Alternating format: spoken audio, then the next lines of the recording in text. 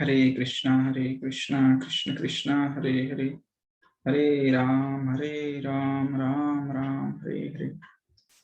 तो अज्ञातमिरान्धस्य ज्ञानाञ्जनशलाकया चक्षुः उन्मिलितं येन तस्मै श्रीगुरवे नमः।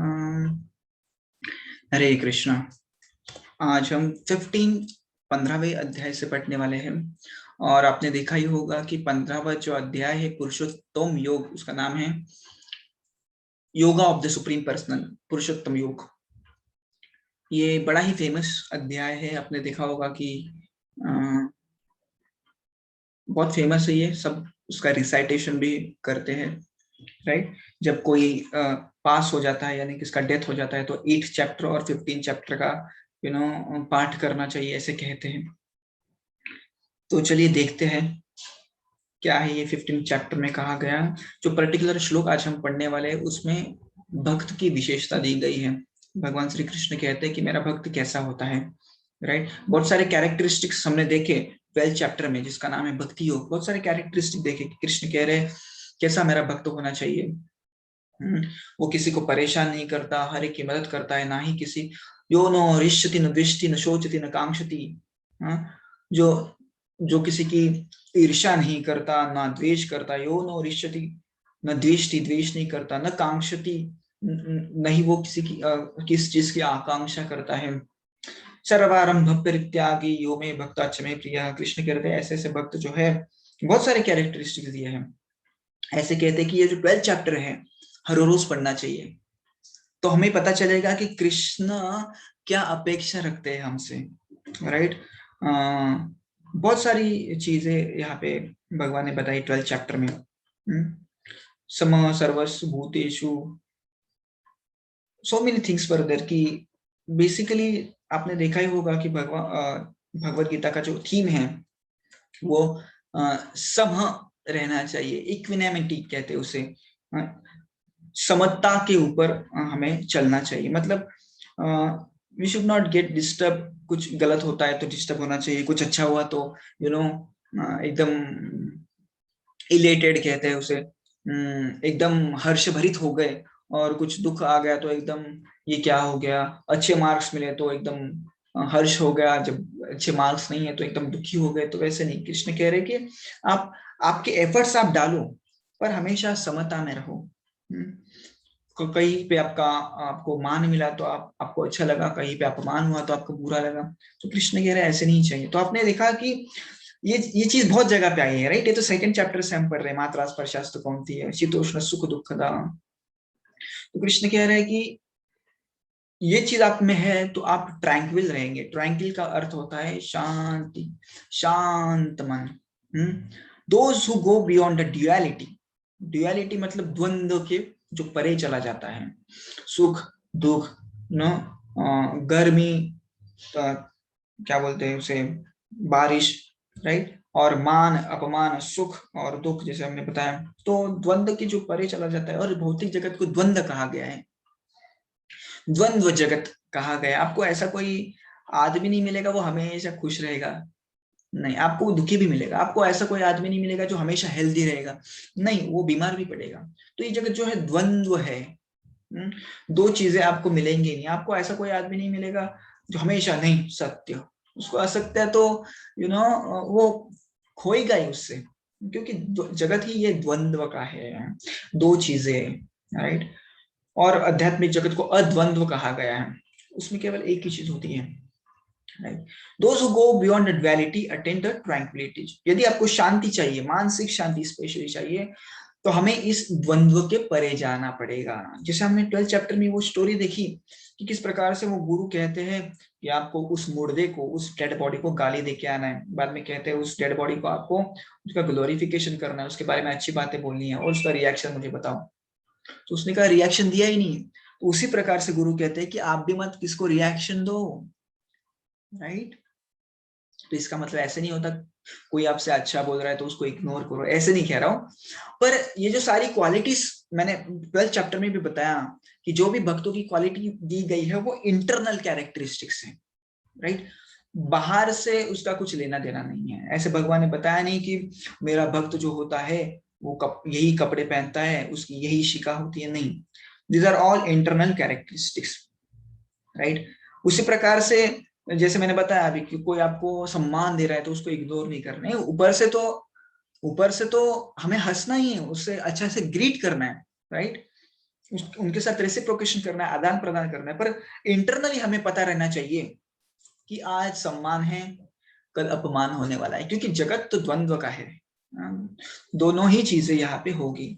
ऐसे नहीं होता कि यहाँ पे केवल धूप पड़ेगी, नहीं, कल तो बारिश आनी है, राइट। तो चलो आगे देखते हैं ये क्या श्लोक है। भगवान कहते हैं, बहुत इंपॉर्टेंट श्लोक है, और आपने मैंने देखा ये तो मैं बचपन से 15 चैप्टर इज फेवरेट, बिकॉज बचपन से हम पढ़ते आ रहे हैं इसको, स्कूल में भी पढ़ाते हैं इसको, राइट। चिन्मयानंद मिशन होता है वो, स्पेशली 15 चैप्टर के ऊपर वो स्पर्धा लेते हैं वगैरह वगैरह। This is 15.5। निर्माण मोहाजित संग दोषा अध्यात्म नित्या विनिवृत्त कामः द्वंद्वर विमुक्तया सुख दुःख संज्ञै गच्छन्त मूढ़ः पदमव्ययम् तात। एक बार फिर से पढ़ेंगे हम।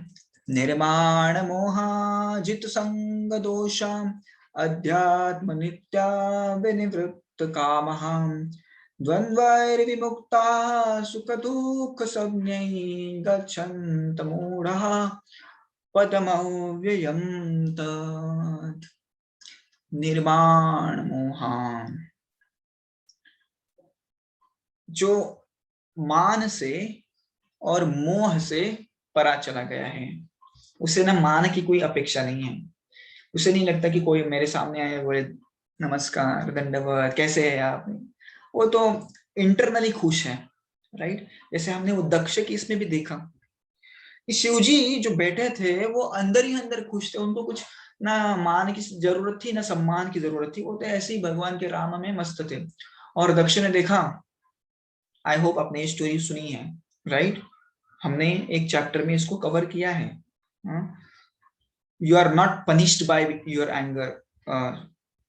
इसका मतलब बेसिकली ऐसा था, हमने उस चैप्टर का नाम दिया था कि आपके गुस्सा ही आपको, आपके गुस्से की वजह से आपको दुख नहीं होगा, आपको आपका गुस्सा ही आपको दुख दिलाएगा, राइट।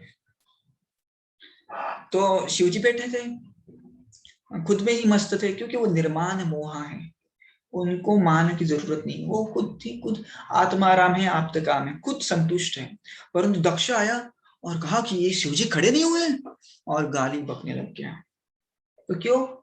क्योंकि दक्ष निर्माण मोह नहीं था, डिस्टर्ब हो गया वो, इसने मेरे को मान नहीं दिया, इसने मुझे पूछा नहीं, ये सब खड़े हो गए, ये बैठा रहा, इस प्रकार से। तो भक्त का लक्षण ऐसा नहीं, भक्त मतलब शांति से, निर्माण मोह, कुछ जरूरत नहीं, आपको मान देना है तो, नहीं देना है मत दो। जित संग दोष, संग का मतलब होता है आसक्ति। आसक्ति से जो जो दुष्परिणाम होते हैं, दोष निर्माण होते हैं, उसको उसने जीत लिया है, तो उसमें कोई आसक्ति नहीं है। अध्यात्म नित्य, वो हमेशा भगवान की चिंतन में मस्त है। विनिवृत्त काम, कामा का मतलब होता है lust. He is free from the lust, he is free from the desires, gross desires.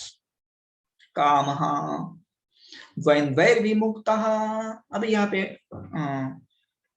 जैसे मैंने उसका नाम दिया ड्युअलिटीज, द्वंद्व, द्वंद्वैर्विमुक्तः सुख दुख संज्ञैर, तो सुख दुख मान अपमान ये सारे जो द्वंद्व है उससे विमुक्त है। द्वंद्वैर्विमुक्तः सुख दुख संज्ञैर गच्छन्त मूढ़ः पदमव्ययम् तत्। गच्छन्त, कहाँ पे जाता है ऐसा मेरा भक्त? पदम अव्ययम् तत्, अव्यय, अव्यय का मतलब होता है इनएग्जॉस्टिबल, इनएग्जॉस्टिबल का मतलब होता है अविनाशी। ऐसा जो व्यक्ति होता है वो अविनाशी जगत की तरफ जाता है, भगवत धाम में जाता है, राइट। और ऐसा नहीं है वो यहाँ पे ही रहता है, राइट। तो हमें इस द्वंद्व के परे जाना है, यदि हमको सुख शांति चाहिए तो। इवन इवन इस जगत में भी हमको रहना है तो हमें इस द्वंद्व को, द्वंद्व से परे जाना है, कॉन्कर करना है इस द्वंद्व को, डिस्टर्ब नहीं होना है, राइट।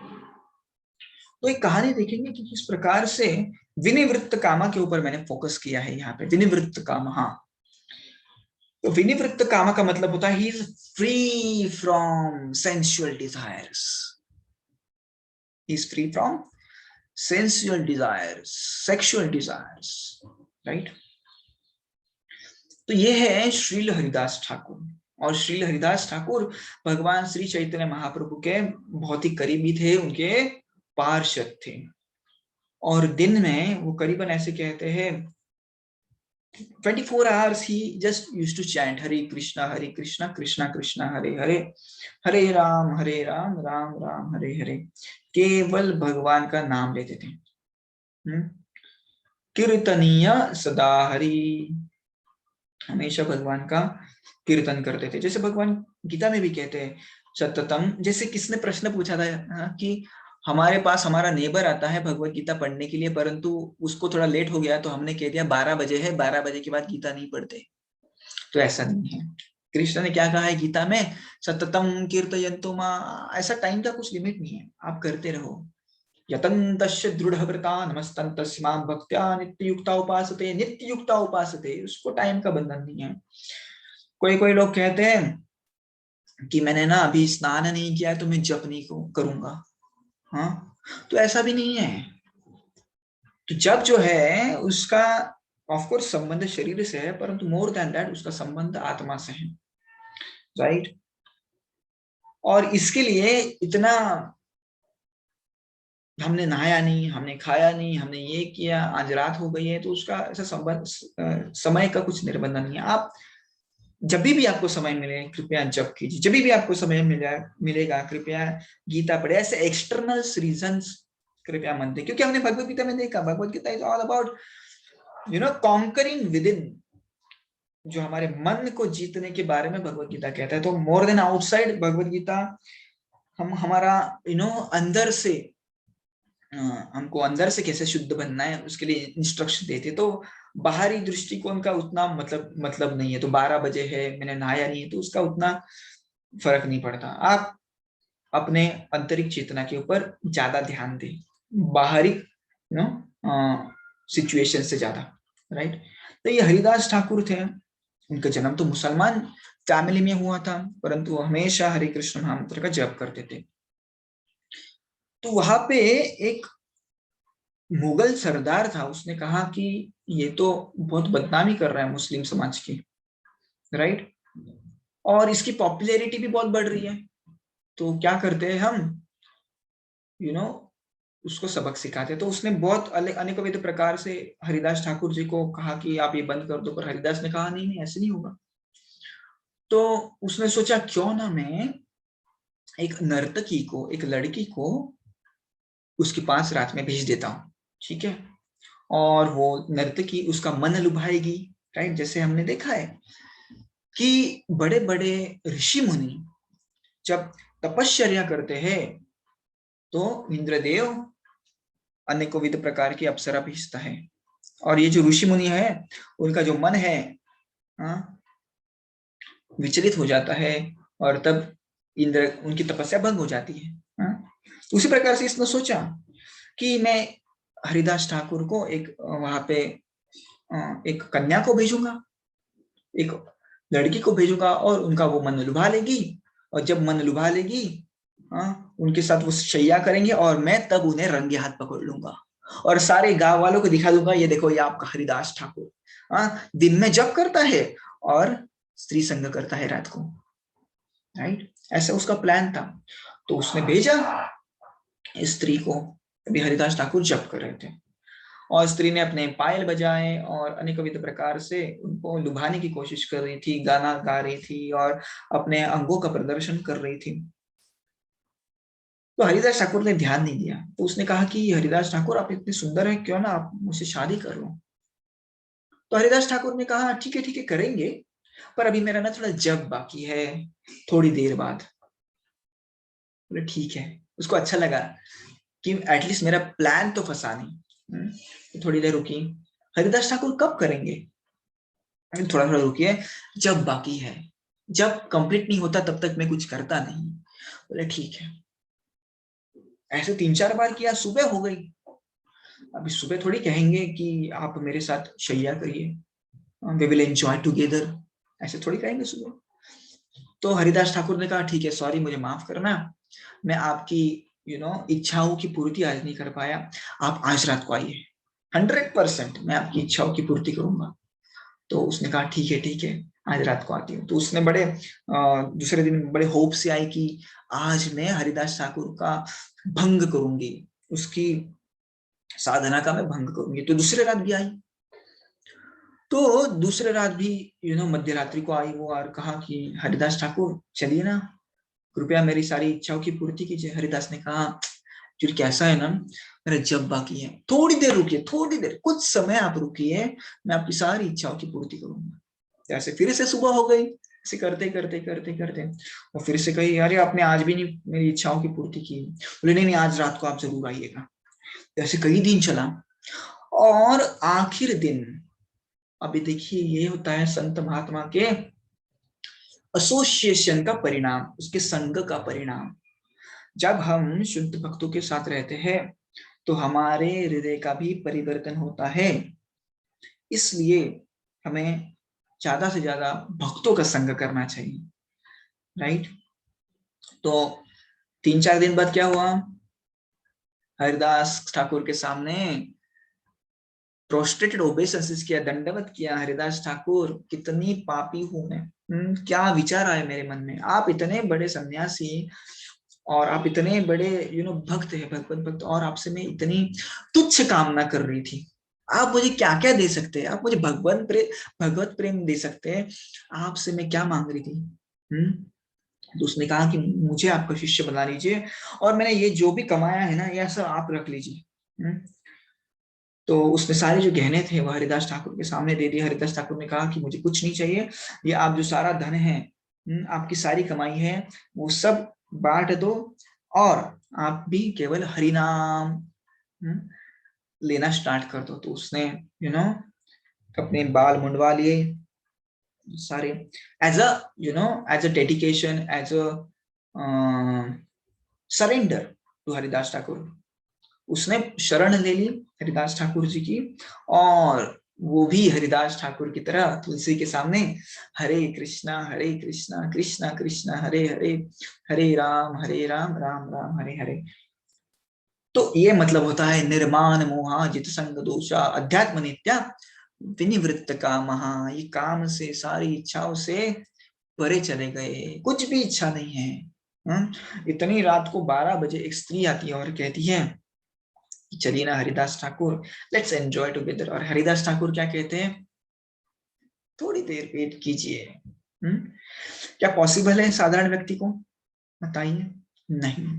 परंतु एक भक्त को ये पॉसिबल होता है क्योंकि वो विनिवृत्त कामा होता है। क्योंकि उसे हायर टेस्ट मिला है। जैसे हमने दूसरे अध्याय में भी देखा कि भगवान कहते हैं कि जब आपको हायर टेस्ट मिल जाता है, ऊंचा स्वाद मिल जाता है, तो नीचे का स्वाद आपको अच्छा नहीं लगता। और जैसे हमने उदाहरण दिया कि यदि भिखारी को हर रोज खाना मिलने लग जाए तो भीख क्यों मांगेगा, राइट। उसी प्रकार से एक जीवात्मा को भगवान का संपर्क मिल रहा है, भगवान के नाम में उसको आनंद मिल रहा है, रुचि मिल रहा है, वो भौतिक जगत के जो सुख है उसमें रुचि नहीं रखता। और in conclusion, the devotees are about the divinities like hate and cold, happiness and miseries, honor and dishonor, etc. Thus they only can experience perfect inner peace. इसलिए वो द्वंद्व से परे है, इसलिए मानसिक शांति का अनुभव करते हैं। And stop hankering or desiring for sensual pleasures. और अपने आप उनकी इच्छाएं इस सेंसुअल प्लेजर्स की तरफ है, मतलब इंद्रिय तृप्ति के विषयों के प्रति जो उनका आकर्षण है वो अपने आप कम हो जाता है, क्योंकि द्वंद्व ही नहीं है, सुख दुख की कामना ही नहीं है, मान अपमान से रहित है। तो उन्हें उनके हृदय में कहते हैं लस्ट ही नहीं होता, कामना ही नहीं होती, और डिजायर्स फॉर सेंसुअल प्लेजर्स, तो इंद्रिय तृप्ति की कामना उनमें नहीं होती, वो परे चले जाते हैं। कुछ भी प्रश्न हो तो कृपया कमेंट बॉक्स में पूछिए। धन्यवाद। हरे कृष्णा।